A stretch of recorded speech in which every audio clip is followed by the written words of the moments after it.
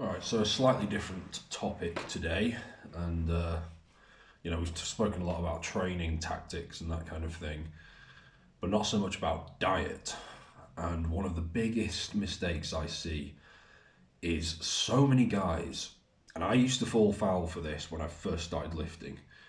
So many guys have watched these YouTube videos by some very, very good people, Mike Israel, some very, very, very knowledgeable guys, Eric Helms, people like that, where they say you need a calorie surplus to gain muscle, or at least that's the logical approach where you make it as easy as possible. But the problem is, you get a bunch of guys doing this and they're like 17% body fat, right? So they're not lean. And they genuinely think that they need to eat more food in order to gain muscle. All they're going to do is get fat, especially when they struggle to stick to the gym in the first place.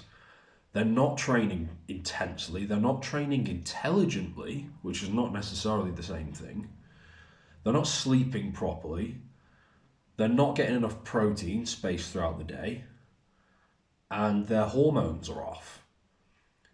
You don't need a calorie surplus when you could fix those six things straight away, which have little to do with calories.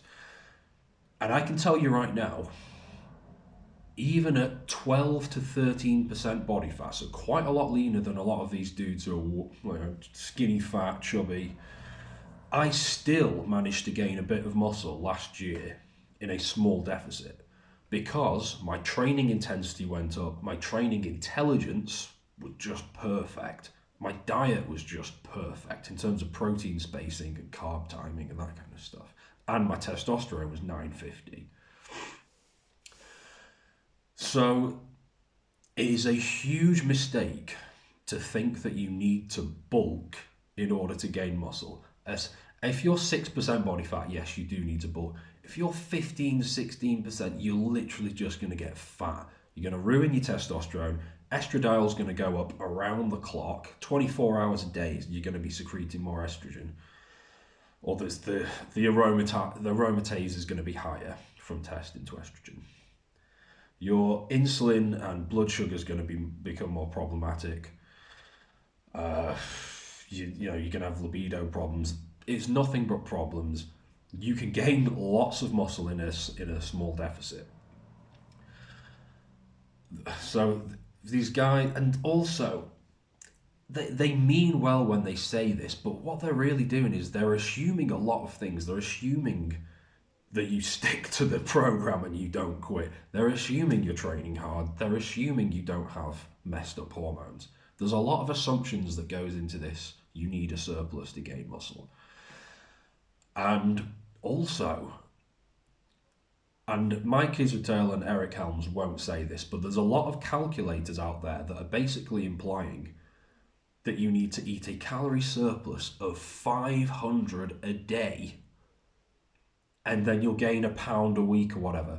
And I say this because I've had conversations with clients a couple of weeks ago when I was in Istanbul. And one of the guys was saying, my target weight is whatever, 20 pounds. And I'd like to get there in 20 weeks. But the problem here is that the human body does not gain 20 pounds of muscle in 20 weeks. Even as a beginner, you're not going to gain that fast, not even close. So the notion that you eat 500 surplus, you will get fat as fuck doing that. Pure fat gain, especially if you're not sticking to a proper gym program. The body might be able to benefit from like a 100 surplus a day, maybe, and gain basically no fat. Even if you're on steroids, like a really nasty steroid cycle, 18 years old, you live in the gym, you do nothing else, you're still not going to gain that fast. You're just going to gain a load of fat. If you're going to do a surplus because you're shredded and you actually need a surplus, it's a really small one, like tiny amounts. And it's just... And you've got to, instead of looking at weight gain as the goal, which is just stupid, the goal is muscle gain. The calorie surplus gives you the weight gain, the calorie deficit gives you the weight loss, but weight gain and weight loss are not the same thing as muscle gain or muscle loss or fat loss.